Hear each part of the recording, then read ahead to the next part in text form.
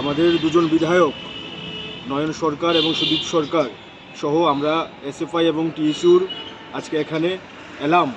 আমাদের রাজ্যের মধ্যে আপনারা লক্ষ্য করছেন যে এসটি এবং এসসি যারা স্টুডেন্টরা আছে তারা এই বছর সহ বিগত বছরগুলোতেও তাদের প্রাপ্ত স্টাইপেন্ড পাওয়ার ক্ষেত্রে বিভিন্ন দপ্তরের গাফিলতিতে তাদের বিভিন্ন সমস্যার সম্মুখীন হতে হচ্ছে। আমরা দেখলাম যে এসটি বিশেষ করে এবং ওবিসি এসসি যারা স্টুডেন্ট আছে তাদের পড়াশোনা ফেলে দিয়ে তাদের স্টাইপেন্ডের জন্য দপ্তরে এসে ধর্ণা দিতে হচ্ছে, বিক্ষোভ দেখাতে হচ্ছে। আমরা মনে করি ছাত্রদের কাজ হচ্ছে পড়াশোনায় মনোনিবেশ করা, কিন্তু আমাদের রাজ্যের এসটি এসসি ওবিসি ছাত্ররা তাদের স্টাইপেন্ডের জন্য রাস্তায় নামতে হচ্ছে, এটাই দুর্ভাগ্যজনক।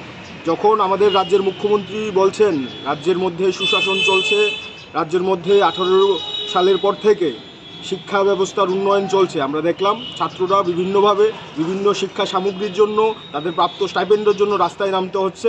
এর বিরুদ্ধেই আজকে আমরা এখানে ডেপুটেশন দিতে এলাম এবং আমরা মনে করি ছাত্রদের এই প্রাপ্ত স্টাইপেন্ড দ্রুত মিটিয়ে দিতে হবে এবং শুধুমাত্র এই বছর না, আমরা দাবি রাখবো আগামী বছর থেকে যাতে ছাত্রদের কোনো রকম হয়রানির শিকার না হতে হয় তার জন্য দপ্তরগুলোকে ব্যবস্থা গ্রহণ করতে হবে।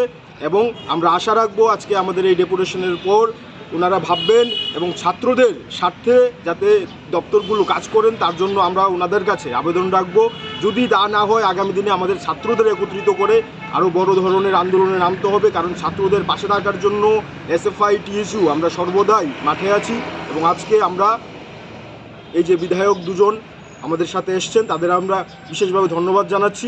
ছাত্রদের পাশে থাকার জন্য তারা যেভাবে মানবিকভাবে আমাদের পাশে দাঁড়িয়েছে, সকলকে ধন্যবাদ।